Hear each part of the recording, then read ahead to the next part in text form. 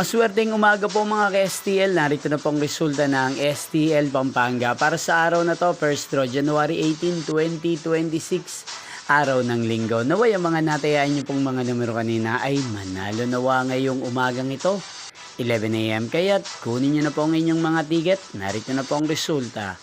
Ang mga numerong nanalo sa STL Pampanga ngayong umagang ito, January 18, 2026, 11 AM. First draw result, 3 at 1 in exact order.